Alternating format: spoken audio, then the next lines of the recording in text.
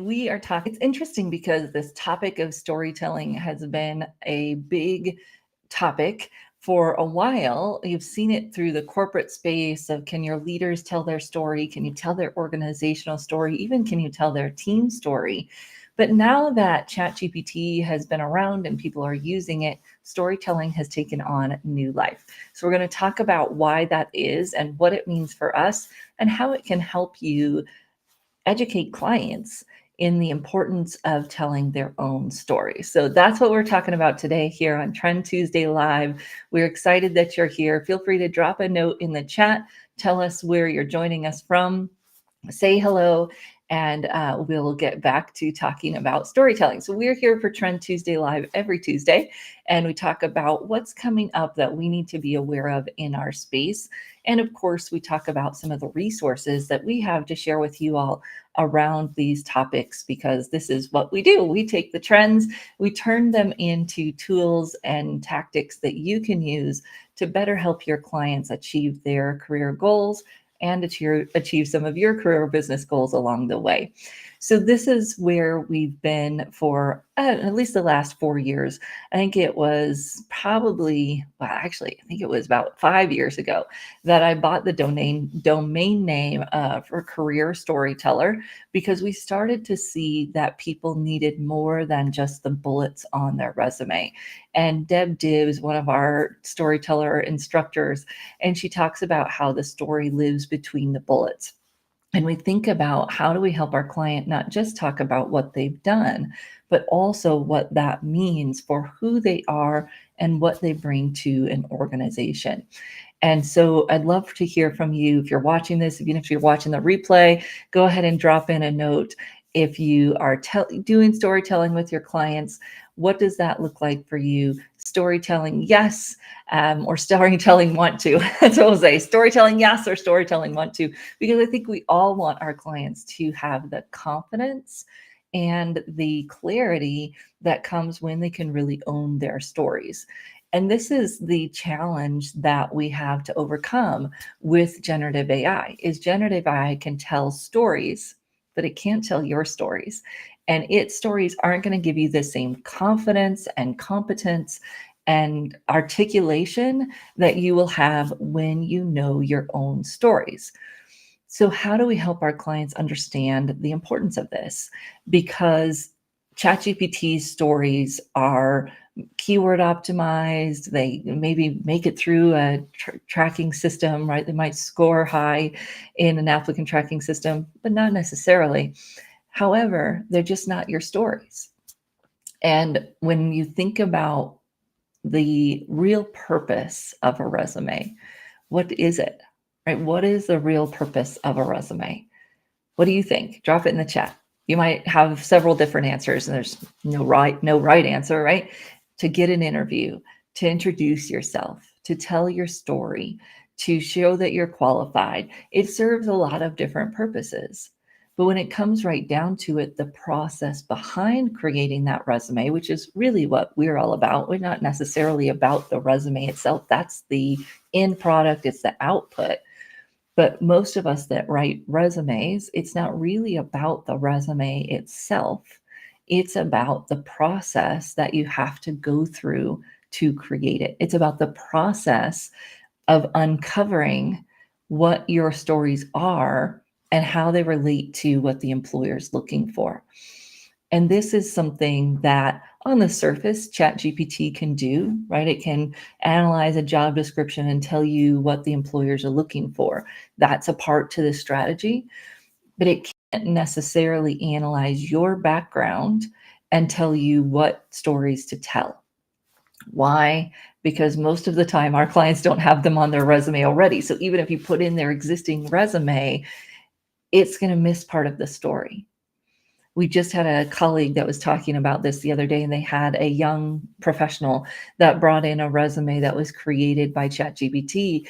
And the professional said, well, let me help you with this, because ChatGPT didn't know about their interviews. ChatGPT didn't know about the courses they took that were relevant to the job that they were aiming for. It can't ask you about those projects on its own, can ask you about them if you know to tell it to, but that's the whole strategic piece of it that our clients need help with. And we can help them do that, and we can help them dive in and really tell those stories.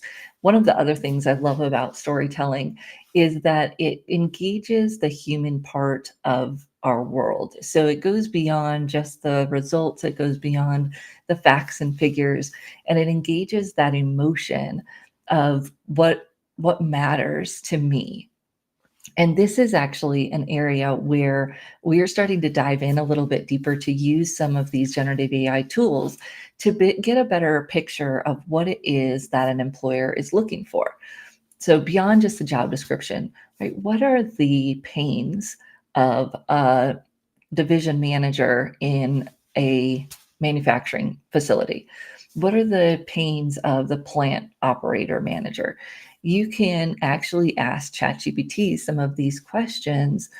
And if you have some specifics, like the companies, the level of person or the title of person that you're talking about, the even you can go on LinkedIn and do a little bit of research. What typical age are they? You can put in a gender, and you can get some information about their desires as a person. And because it's pulling from big data sets, it's an interesting thing to think about, and then we can force kind of park it against our knowledge, our clients' knowledge of the industry.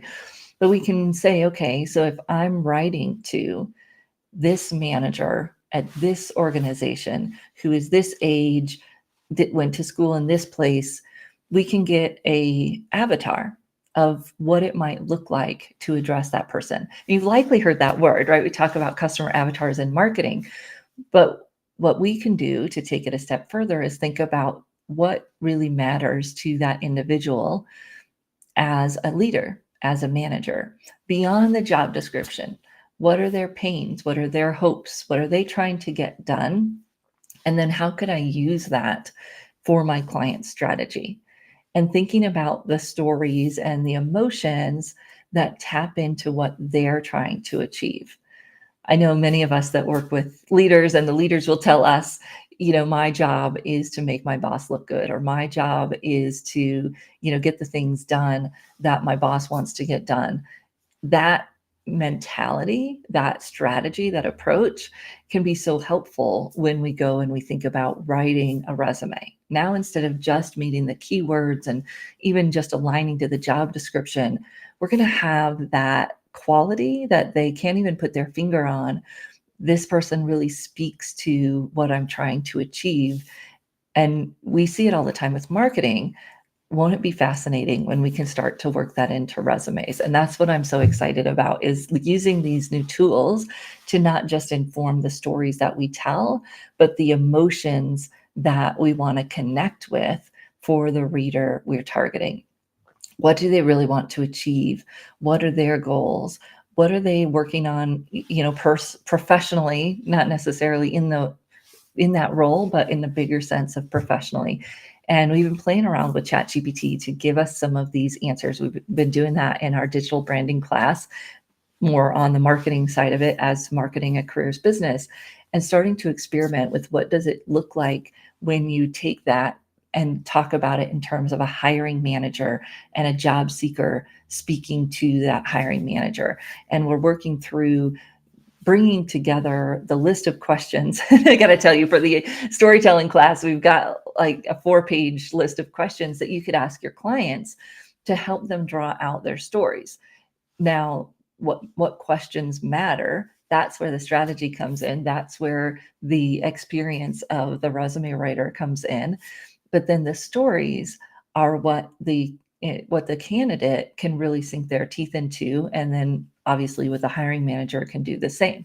It's not just the basic story that you might get from ChatGPT, the one-liner bullet that everyone sees, everyone sounds the same, but it's actually diving in to tell their story. So a few weeks ago, Louise and Deb were on, and we were talking about storytelling. I know some of you were there, and isn't it just so fun to listen to them tell the stories? And the reason that we teach this class is because career storytelling is different than marketing storytelling. Marketing storytelling, yes, it still has that goal of strategy, but marketing stories, case studies, you can make up and you can get away with making them up, although I don't necessarily agree to it. There's whole classes out there right now on how you can get ChatGPT to write a case study for your marketing content. And when it comes right down to it, there's probably not a ton of consequences for that. It's not true for resumes. What happens if you tell a false story in your resume? Eventually, it will be caught. You'll have to speak to it in an interview, or and now companies can run their resumes through systems that tell them it's AI generated content. And you don't even really have to do that. They all sound the same. So now we've got a resume, and some of the language immediately tells me it's ChatGPT generated. So nothing on it I can believe, right? Nothing on it I can believe because I can see that some of this is AI generated.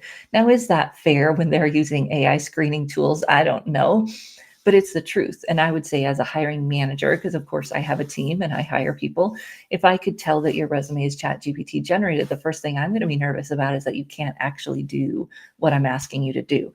I've hired people in the past that made claims and couldn't do what they said they could do. So I'm extra nervous of that. I'm going to be extra careful about that. And yes, I can give people test projects, but I probably won't waste my time giving someone a test project if I'm nervous that part of their content was ChatGPT generated. And so you might say, well, what's the difference of copying it out of a book? Absolutely nothing. If I thought you copied it out of a book, I wouldn't probably be too keen on that either, because I want to know what you have actually done, because that's what I'm hiring, right? I'm hiring you to do things for me, hoping that you've done them in the past so that I don't have to do a bunch of teaching and training. That's what every employer hopes for, right? Is that you can hire someone that's just going to hit the ground running, even though we do know that that's somewhat unrealistic. So we want to think about how do you tell these stories? Ooh, and I love that you brought up the interesting part of young people. So I just had one of our resume writing community conversations. We have community conversations with our resume writing community every quarter. And we were talking about this, and one of our graduates is at a university, and he said that the young people don't want to use ChatGPT, that we hear the marketing speak of that they're the first to use it, but he said they are reticent to use it on their resume, which I kind of like because they're thinking about it, right? I think there are good ways you can use it. We've done a ton of videos on that, but if you are thinking, what is the purpose here and what do I want to achieve? The challenge, of course, is especially with young people, when ChatGPT spits out its bullets, because it can write bullets for you for your resume, none of those are going to be things that they've done, because they assume work history, they assume those types of experiences. So this is why our university professionals have to find this line of helping the students understand how to use ChatGPT in the ways that can be helpful, doing the research, giving you examples and those types of things. But then you still have to do the work of uncovering your own stories that speak to the accomplishments that people are looking for, whether that's in the university setting or it's in an internship or a volunteer or a class. There are so many opportunities that students have to demonstrate skills today that they need help pulling it out and reframing it so that it fits this qualification now that they need to speak to. And they can learn how to do that, of course, people in universities teaching that, and we can learn how to help them do that as university professionals or external professionals. But it's not as easy, and it's a very good process, because then not only do they understand how to connect the dots, but now they can speak confidently to how they address those requirements, and they can tell stories. I actually think storytelling is most powerful for people who aren't as qualified, because when you tell the story, you learn to integrate the context, the action, and the result in a way that aligns to the job. That's career storytelling. Some of you use challenge, action, result. Some of you use situation, task, action, result, whatever it might be. And then I actually use CART stories, context, action, result, and tie back, which I learned from Susan Britton, one of my first classes more than a decade ago, thinking about what does that mean for this job. And when you write a resume, you're kind of starting with a tie back because you're thinking about at the very beginning what stories matter. But then you tell the story, and after you're done telling the story, you think about what about this story is the most important for that job. And I'm going to reorder my bullet. I'm going to reorder my bullet section, really thinking about what is most important for that job. I'm going to pick the pieces of the story. So I picked the stories based on what was most important. Now I'm going to pick the pieces of the story based on what's important. And everything is always really focused on what about this is going to speak to my audience and what about it can connect with those emotions. So when you think about how you put the pieces together, that's where you're going. I love this question too. So how do you grow your resume? There are so many opportunities today to take on a project. So most of the free educational programs that you can find on edX or Coursera, they will suggest a project, and you can do that project and have that as a bullet on your resume. The more complex it is, the more detailed you can speak to it, the better. But I've had people a few years ago when kind of machine learning was just a new thing, there was no way to say you had experience with it except for going to take a machine learning class, doing the activity that they recommended, and of course, taking it to the best degree that you can. So I worked with a client who had built a financial modeling system to predict the stock market way before AI stock marketing was a thing. He actually created a software that would do it for him using machine learning. And so he put that as a bullet on his resume, enough detail that the person could see what he'd done, not so much detail that they could copy his algorithm, but he had that story on his resume under his machine learning education. You could do the same thing, volunteering for someone to do a project, free, contract work. I don't know that I'd call it volunteering, but you're going to do a project, do a contract engagement with someone, maybe for free, maybe for paid. It's figuring out what's your skills gap and how can you go and do that, and then capturing the story, because that is the detail of that story is what makes it come alive. It's what makes it credible, is when you can tell that story with enough detail for me to see how you've actually applied those materials in what you did. How should we expect an HR representative to reviewing our resume? So there are some neuroscience things. That is not a very good statement, but there is neuroscience behind the design of a resume. So if you go back into our resume writing videos, especially you see here on YouTube, we have a whole section on resume writing, and we've gone through some of the neuroscience behind design. And it actually doesn't have to be very complicated to use good design elements. For instance, border lines and shading, they're easy to create. They're compatible as the document moves from one thing to the next. And they're actually one of the main things in the neuroscience of design to help the eye move through. You look at a good website and you see that they do that. They call it layer cake design, where you see the layers of the cake based on the different colors that change on a website. We create that same thing with borders or shading on a resume. It doesn't need to be complex. Actually, when you get too much design, when there's too many visuals, what you do is you take the eye away from the words to the visuals. And that really only works for you if those visuals are strategic and impressive. So if the visuals don't align to what the company's looking for, they're just taking your attention for no good reason. And if they aren't valuable, differentiating, they're not going to add value. So you want to think about that when you're designing your resume. And they are going to look at it quickly. They're going to skim quickly. So you want to keep it organized. That's really the most important thing, is that each section is aligned the same way. So if I have my experience sections, it's title, company, dates, and there's space between each job. And the bullets highlight the accomplishments, and you don't have too many of them because then it's kind of defeats the purpose of a bullet. So there are some very simple things you can do that don't look incredibly modern, but that's really not the point. The point is to make it easy to find the information. So you want it to look modern enough using some of the design, shading, a little bit of color perhaps, but you don't want to overdo it. And even using columns, when you use columns, you're making the eye choose which column to read because our eye starts at the top, moves to the bottom. So I'm going to read one column, and probably that's going to use up all your time. So be careful with that. Be really clear on which column they should read if you're using a 2-column resume, because they'll likely just read one of them before they decide either to put you in the look at again pile or to put you in the recycling bin pile, probably virtually, but same idea.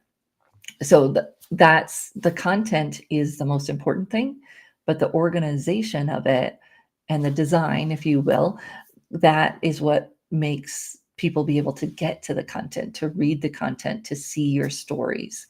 And the stories are going to end up as bullets on a resume. And then you're going to expand them and tell a little bit more of the story on LinkedIn or in your bio. We also go through, tell me about yourself stories in our storytelling program. And I just want to answer one other question. So someone has asked, what's the difference between the storytelling program and the Academy Certified Resume Writer? So the storytelling program is like a master's degree in writing. We are expecting that you come in with the basic understanding of resume writing already, whether that's from taking our Academy Certified Resume Writing program, taking another training program. We expect that you have the basics, and we are going to take you to the next level pretty quickly. So we start by talking about bios, portfolio documents, brand briefs. And then we talk about, tell me about yourself. How do you help someone craft the answer to that, whether they're going to use it in writing or in an interview?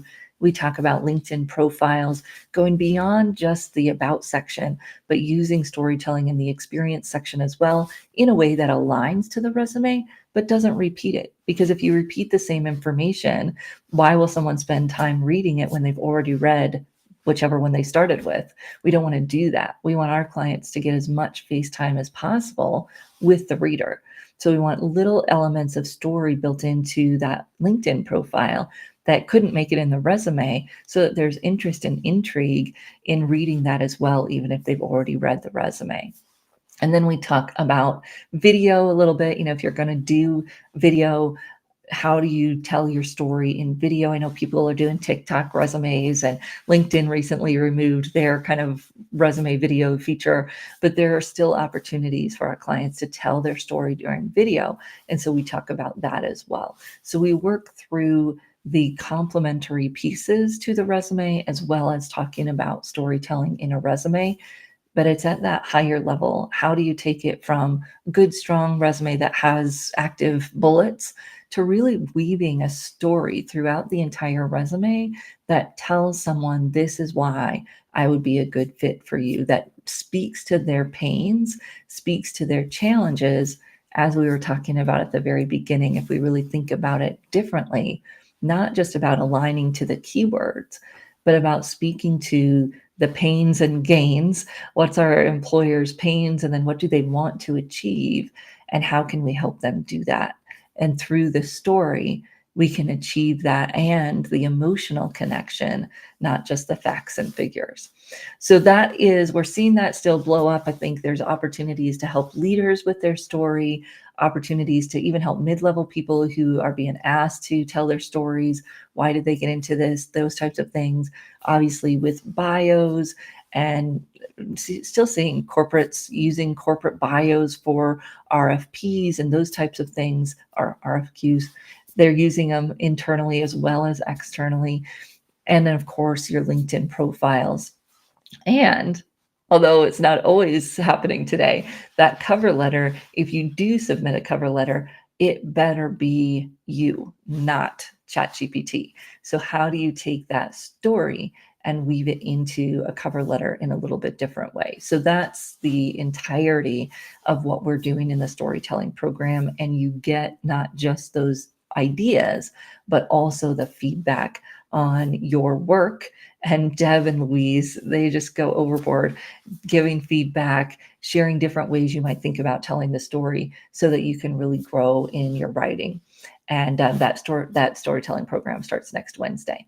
The other thing, of course, that we have going on here is our Career Jam. Today is the last day for early registration. We're going to be talking about AI in recruiting, AI in the workforce.